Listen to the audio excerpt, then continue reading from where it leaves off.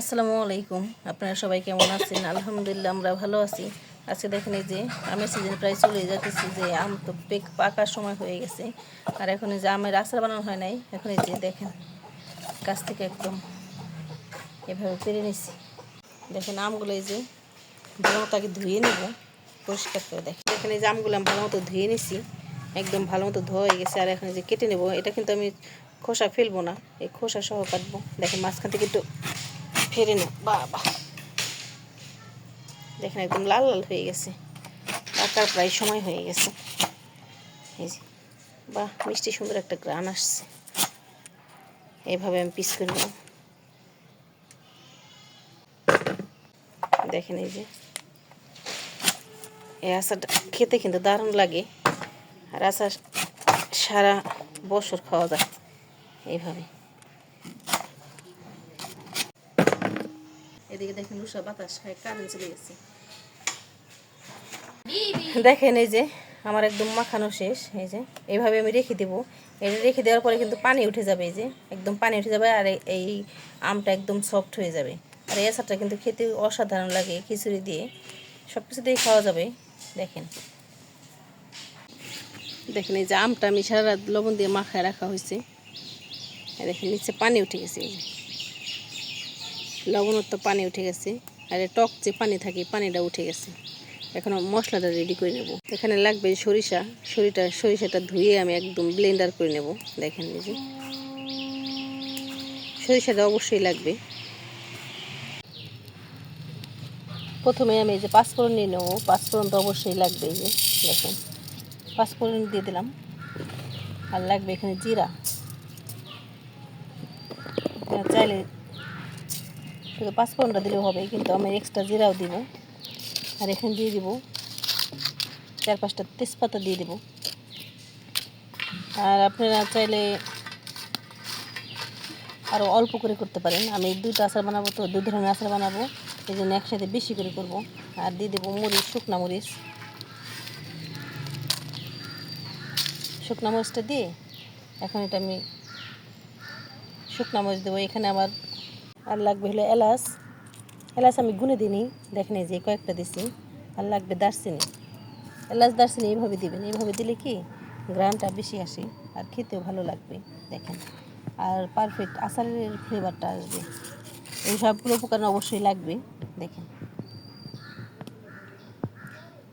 এটা আমি শুকনা খোলায় একটু ভেজে নেব।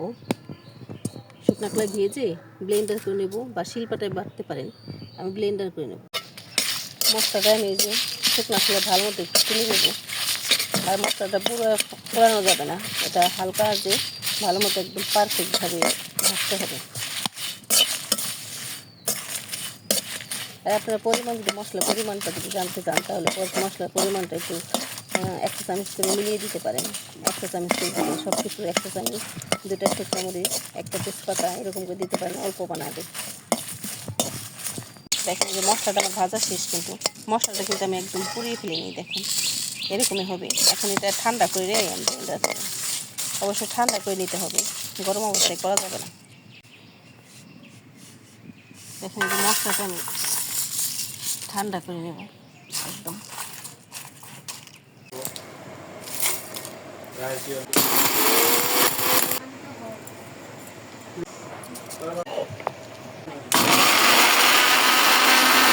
এখানে যে সব মশলা টশলা আমার করা শেষ, আর এখানে যে সরিষাটাও ব্লেন্ডার করা শেষ, নিয়ে আসছি। দেখেন এখানে পর্যাপ্ত পরিমাণ তেল লাগবে, তেলের পরিমাণটা একটু বেশি লাগবে,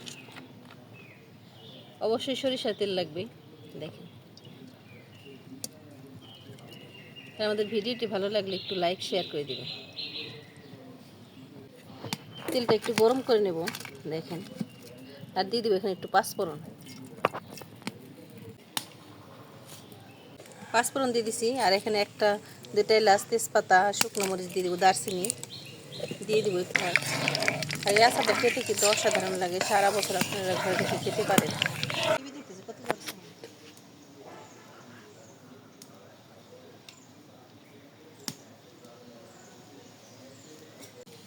দেখেন এই যে মরিচগুলো একটু ভাজা ভাজা হয়ে গেছে, এখন আমি যে সরিষা বাটাটা দিয়ে দেবো। দেখেন এই যে সরিষাটা দিয়ে দিছি। দেখেন এই যে সরিষাটা দিয়ে একটু পানি যাতে না থাকে এরকম একটু ভেজে নিছি। এখন এই আমগুলো দিয়ে দিই।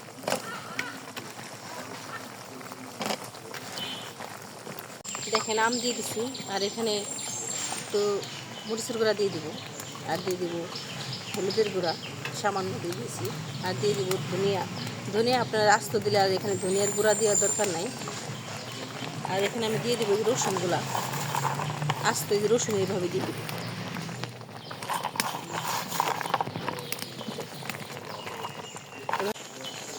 আর আমি চিনি দিয়ে দেবো এখানে। চিনি যার যার অনুযায়ী, এটা কিন্তু একটু টক ঝাল মিষ্টি হবে। আর চিনির পরিমাণটা বলা হচ্ছে না, যেহেতু চিনির পরিমাণটা আপনারা বুঝে শুনে দেবেন। যে এরকম টক খেতে পছন্দ করেন বা মিষ্টি খেতে পছন্দ করেন সেইভাবে দিবেন। আর এই আচারটা খেতে কিন্তু অসাধারণ, আপনারা বাসায় ট্রাই করতে পারেন। দেখুন আচারটা খুব সুন্দর হয়েছে।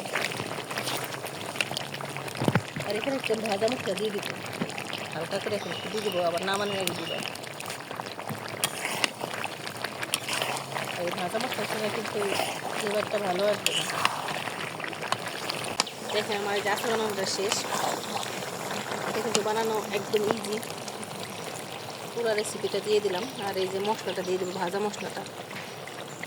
ভাজা মশলাটা কিন্তু নামানোর আগে দিলেই ভালো লাগে, এই গ্রানটা থেকে যায় আর খেতে অসাধারণ লাগে। আচারের মশলাটাই মেন, যত মশলাটা পারফেক্ট হবে তত এটা পারফেক্ট হবে। দেখেন এই যে আমার আচার বানানো শেষ, কতটা সুন্দর হয়েছে। আর এটা আমি 2 দিন রোদে দিব। দেখেন আর যে পারফেক্ট হয়ে গেছে। এটা সারা বছর আপনি বানিয়ে খেতে পারবেন। আর তেল কম বেশি হলে দিতে পারেন, তেল এতই লাগবে, তেলটা একটু টানবে। আর দেখেন কতটা সুন্দর হয়েছে, আপনারা ট্রাই করতে পারেন।